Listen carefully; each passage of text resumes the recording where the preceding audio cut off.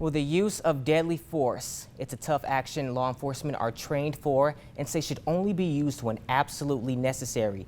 But it can still be difficult to understand for those on the outside looking in. Well, tonight I take you into the FBI Springfield facility with a look into the portions of the agent's training, protocols, and justification for when to use the deadly defense. This is a special report from WMBD News. What does he look like? What's his description? First, the identifying shouts, and seconds later,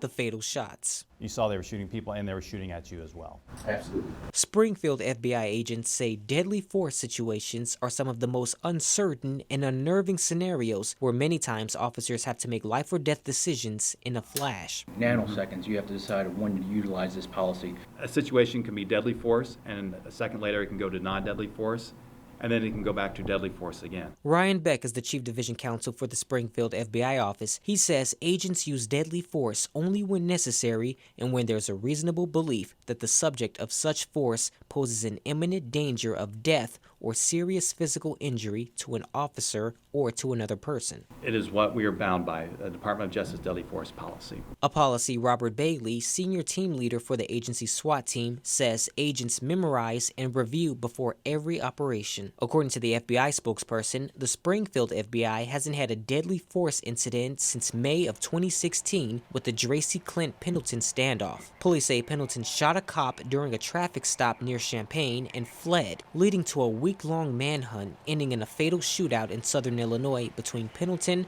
police, and the FBI SWAT team. But Bailey says the training for such occasions are constant. This Milo Range simulator is just one of the many ways agents are trained for the countless scenarios that can happen out in the real world. The overall goal is when the agents are out in the field accomplishing their mission, they're not actually surprised. They've seen something similar before, and they can fall back, think clearly about their deadly force policy. I got the chance to go through just 4 of those scenarios. Drop the gun, sir. And saw the pressure alone is nerve-wracking. In each scenario, if I made the determination to pull the trigger, I then had to justify why. Were you justified in using deadly force? Yes, sir.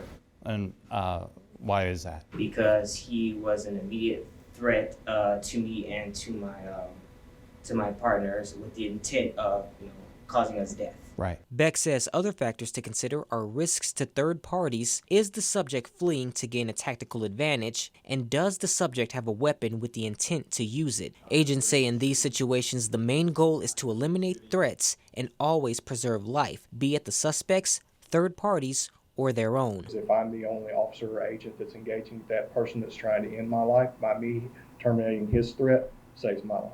And they say when eliminating threats, firing the final blow is usually the final recourse. Deadly force, as per the policy, is something we use almost as a last means. We're going to try other things first.